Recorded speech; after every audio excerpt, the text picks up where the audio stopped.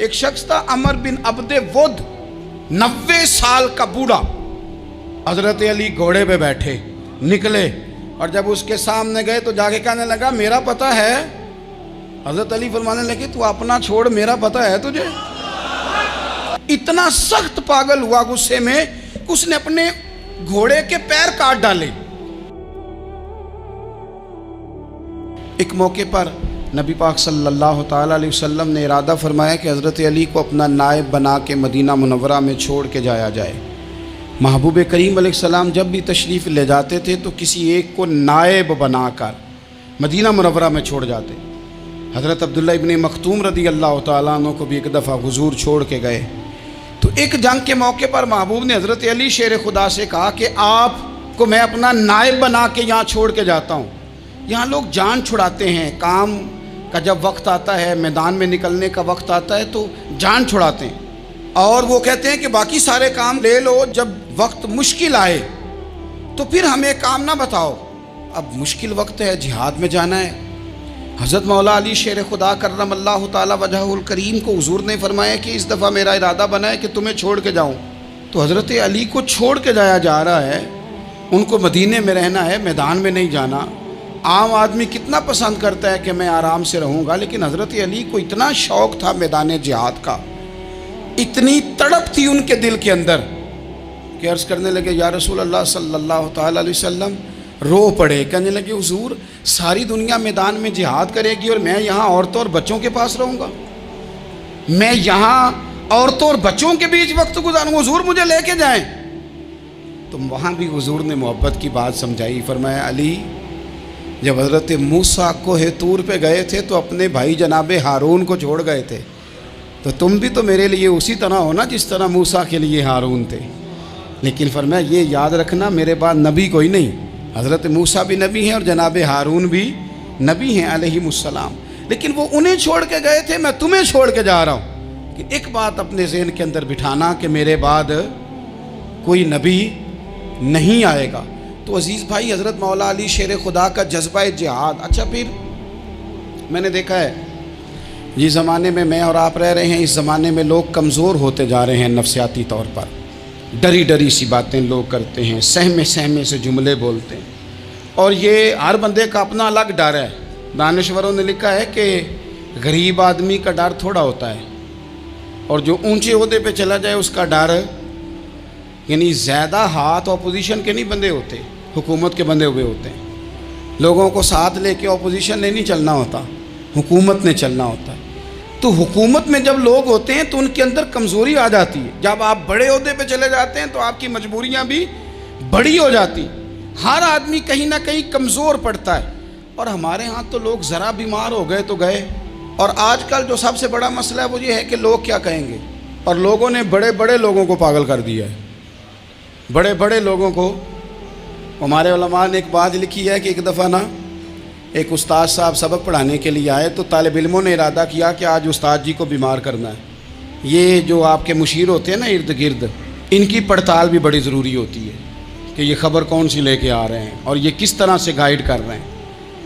ہمیں تنقید کرنے والا بندہ اچھا تو نہیں لگتا، لیکن تنقید کرنے والے جو ہوتے ہیں وہ ہمیں نکھارتے ہیں، وہ ہماری کمزوریاں جو ہمارے اپنے نہیں نکال سکتے وہ نکال کے ہمیں بتاتے ہیں کہ تم یہاں کمزوری کر رہے، اس کا نفع ہوتا ہے۔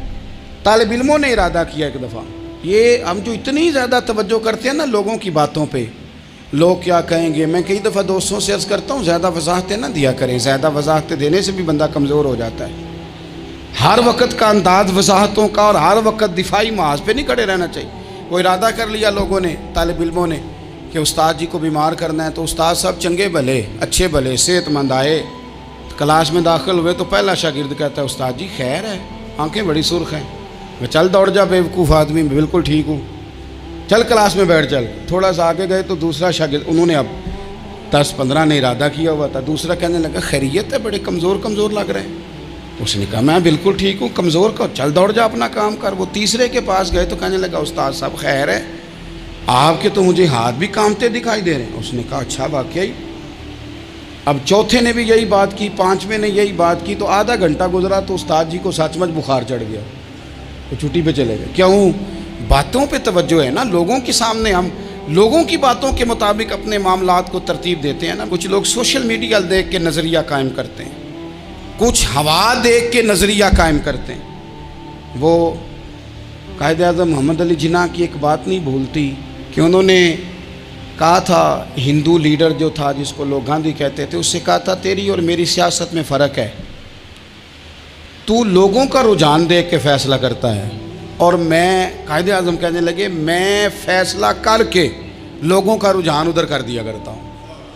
ये कमाल होता है किसी शख्स का कि उसका अपना नज़रिया गालिब आए, बजाय इसके कि वो देखे आजकल लोग क्या कह रहे हैं तो लिहाजा मैं उस तरह का ढल जाऊँ।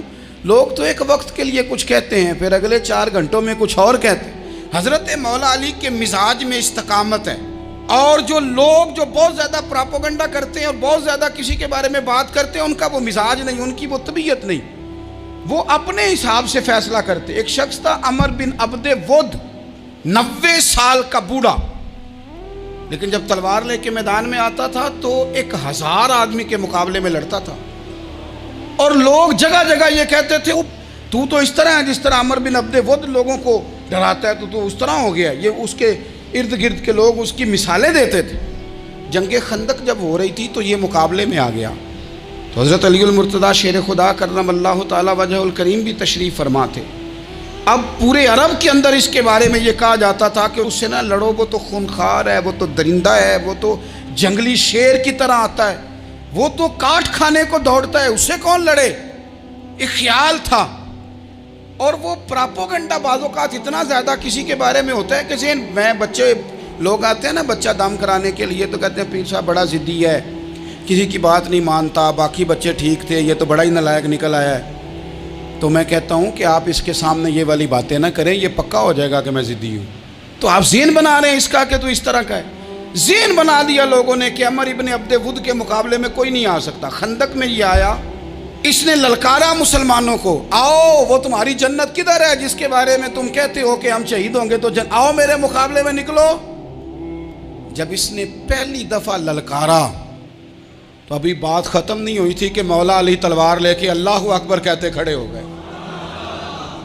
हुजूर ने फरमाया बैठ जाओ, हज़रत अली फिर बैठ गए। वो फिर पुकारा, उठो कोई मेरे मुकाबले में, तो मौला अली शेर खुदा फिर खड़े हो गए, फिर खड़े हो गए। हुजूर ने फरमाया बैठ जा। एक शख्स ने कहा अली ये अमर बिन अब्दे वुद हैं। फरमाया मुझे पता है। नहीं समझे आप बात, मैं आपको समझा के लाया हूँ पीछे से कि प्रोपेगेंडा करते हैं ना लोग, हो आगे ना जाना, यहाँ करंट बड़ा ज़्यादा है, वोल्टेज बड़े सख्त हैं, तू आगे ना बढ़ना। भाई क्या हो जाएगा, उठ बांध कमर क्यों डरता है, फिर देख खुदा क्या करता है। हज़रत अली तीसरी दफ़ा उसने कहा ना है कोई, तो हज़रत अली फिर उठे। अब तो रसूल पाक सल्लल्लाहु ताला अलैहि वसल्लम ने थपकी दी। बाज़ जगह यह है कि हुजूर ने खुद तलवार थमाई, सर पे इमामा बांधा, और हुजूर ने फतह याबी की दुआ फरमाई। हज़रत अली घोड़े पे बैठे निकले, और जब उसके सामने गए तो जाके कहने लगा मेरा पता है। हज़रत अली फरमाने लगे तू अपना छोड़, मेरा पता है तुझे, मुझे तू जानता है। कहने लगा मैं 1000 के मुकाबले में अकेला लड़ता हूँ। हज़रत अली शेर खुदा फरमाने लगे पता नहीं तू किन से लड़ता रहा है, जाने वो कौन है जिनसे तू लड़ता रहा है, वो कौन 1000 थे जो तेरे मुकाबले में आते थे, पता नहीं। तो कहने लगा मेरा नाम मेरी माँ ने अमर बिन अब्दे वुद रखा है। फरमाया छोड़ तू, मेरी माँ ने मेरा नाम हैदर रखा है। कहने लगा तेरी उम्र छोटी है, कोई बड़ा ला। फरमाने लगे ये तो जब हंजे में पंजा मिलेगा तो पता चलेगा उम्र किसकी छोटी है। अभी तू कहानियों से मुतासर करना चाहता है, तू चाहता है कि तू प्रेशर डाले और मैं तेरी बात सुनूं, तो मुकाबले में आ, डींगे ना मार, कहानियाँ ना सुना। दीवारें हिलती रहती हैं और दर कांप जाता है, अली का नाम सुन के अब भी खैबर कांप जाता है। तू मुकाबले में आ, तू बातें बना रहा है, कहानियाँ सुना रहा है। वो कहने लगा तू बच्चा है, मैं चाहता नहीं तेरा खून बहाऊं। तो हज़रत अली कहने लगे मैं बड़े दिन से परेशान हूँ कि किसी बेईमान का खून बहाया क्यों नहीं, मेरा बड़ा दिल कर रहा है तेरा खून बहाऊं। उसने बड़ी ज़ोरदार ज़रब लगाई, गुस्से में इतना पागल हुआ, क्योंकि उसके बारे में मारूफ था कि वैश्य मिजाज आदमी, इतना सख्त पागल हुआ गुस्से में, उसने अपने घोड़े के पैर काट डाले। पहले तलवार घोड़े को दे मारी, اس کو کاٹ کے دوڑا. یہ کیوں کرتے تھے لوگ؟ عرب کے لوگ اس وقت یہ کام کرتے تھے کہ ہم نے گھوڑا ہی مار ڈالا ہے تاکہ ہم بھاگ نہ سکیں. کہتے ہیں نا کشتیاں جلا دی ہیں کہ اب واپس جانے کا راستہ ہی بند ہو جائے. گھوڑے کے پیر کاٹ ڈالے کہ بھاگنا نہیں. اور بڑی زور سے اس نے ضرب لگائی حضرت علی پر. حضرت علی نے جب روکی تو وہ ڈھال ٹوٹ گئی حضرت مولا علی کی، اور آپ کے امامے کو اس کی تلوار بھی لگی. آپ نے فرمایا دکھا لیا تو نے زور، اب میری باری ہے. حضرت مولا علی شیر خدا کا قد بظاہر چھوٹا تھا. صحابہ کہتے ہیں ہم دور سے دیکھ رہے تھے، اللہ اکبر کہہ کے تھوڑا سا زمین سے وہ اٹھے، تھوڑا سا اٹھے، اور پھر دوبارہ نہیں انہیں تلوار چلانی پڑی. ایک ہی ضرب لگائی اور اس کے 2 ٹکڑے کر کے اسے زمین پہ پھینک دیا. تو عزیز دوست، آپ یاد رکھیں گے اس بات کو کہ اپنی زندگی کے اندر مروب ہونا چھوڑ دیں. روب میں تاتاریوں نے مسلمانوں کو مروب کر لیا تھا، روب ڈال لیا تھا کہ ہم بہت بڑے لوگ ہیں. یہی آج ہمارے ساتھ بہت سارے لوگ کرتے ہیں. دلوں میں روب آ جاتا ہے، امیر رشتہ دار کا، فلانے کا، پھر وہ جو مرضی کرتا ہے. تاتاریوں کی ایک بی بی وہ کیا کرتی، وہ 9-10 مسلمان نوجوانوں کو سڑک پہ کھڑا کر جاتی. کہتی ادھر کھڑے ہونا، میرے آنے تک ہلنا نہ. جوان ہے لیکن روب ہے نا کہ یہ بڑے وحشی ہیں. وہ اکیلی بی بی اندر جاتی، تلوار لے آتی، اور وہ کھڑے ہیں، وہ بھاگے بھی نہیں، اتنا ڈر گئے، ٹانگیں کانپ رہی ہیں، بھاگنے کی بھی جرت نہیں کر رہے. تسلی سے گئی ہے، تلوار لے کے آئی ہے، اور اس نے 9 جوان مسلمانوں کے گلے کاٹ دیے. اس روب سے نکلیں باہر. نوجوانوں سے کہتا ہوں نکلو. اور جن لوگوں نے دنیا میں انقلاب برپا کیا وہ غریب گھروں کے تھے. وہ لوگ تھے کہ جو بظاہر کسی بڑے قبیلے سے نہیں تھے. آپ محنت کریں، تعلیم حاصل کریں، جد و جہد کریں، مشقت کریں، اپنی زندگی میں کچھ مقاصد کے حصول کے لیے آگے بڑھیں. اور اگر آپ کہیں کہ دائیں بائیں میرے فلاں آدمی مجھے یہ مشورہ دے رہا ہے، تو کچھ لوگ دنیا میں باتیں کرنے آئے ہیں، انہوں نے باتیں کرنی ہیں اور بڑا فائدہ ہوتا ہے. ان کو باتیں کر لینے دیں، ان کو کرتے رہنے دیں. کام کرنے والا بندہ کام کرتا ہے اور کرتا ہی چلا جاتا ہے، وہ منزل تک پہنچ جاتا ہے. تو حضرت علی کے مزاج میں دلیری ہے، ہمت ہے، ایک بات. اور دوسری بات دانائی، حکمت. یہ جو ہمارے فیصلے ہیں نا جذباتی،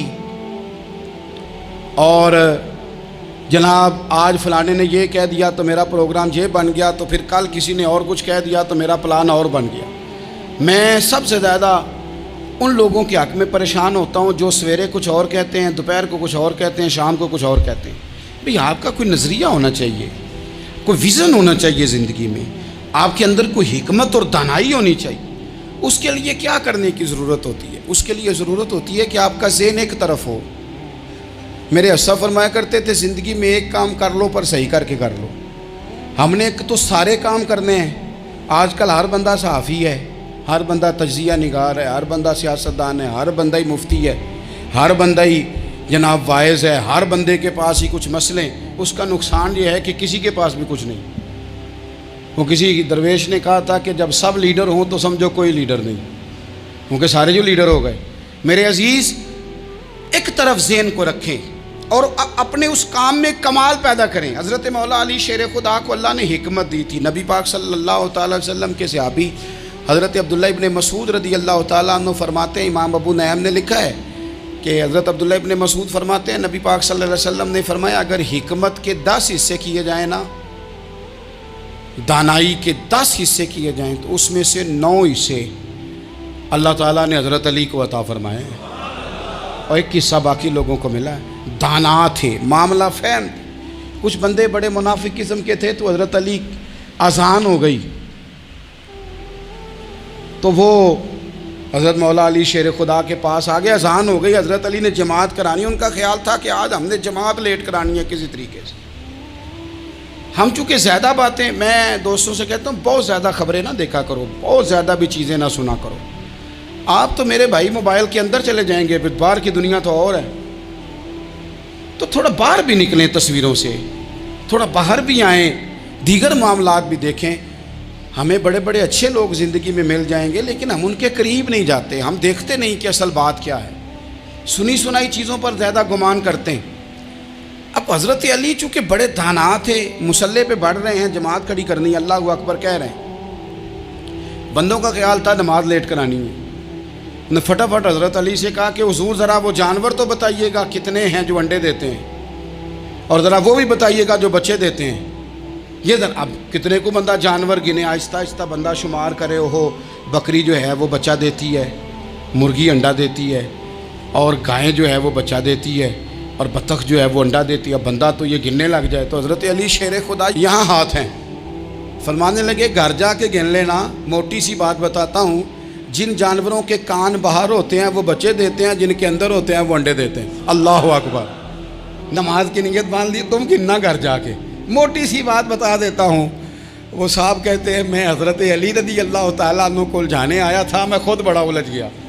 یہ کیا ماجرا ہے، کیا معمہ ہے کہ دو فکروں میں انہوں نے بات کو سمیٹا اور کمال کر دی۔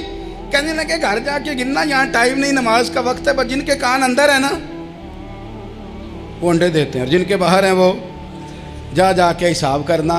آپ ڈھونڈ لیں، تلاش کر لیں، چلے جائیں ماہرین کے پاس، پر شیر خدا شیر ہی ہے۔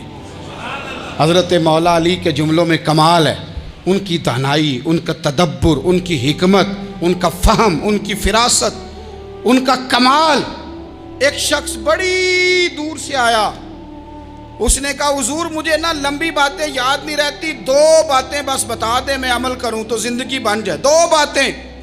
تو حضرت علی فرمانے لگے لمبی امیدیں نہ لگانا،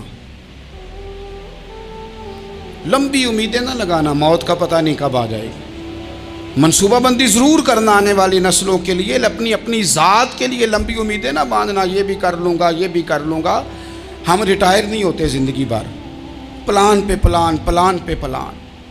تو اگر ہم پلان کر رہے ہوتے ہیں تو جو ہمارے نیچے ہوتے ہیں وہ ہمیں ریٹائر کرنے کا پلان کر رہے ہوتے ہیں۔ اولادیں تک والدین کو کمزور کرنے کے در پہ ہوتی ہیں کہ اب یہ ہٹے تو ہماری باری آئے۔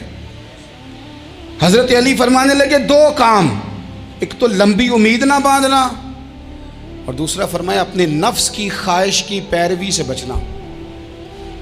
دنیا میں رسوا وہ لوگ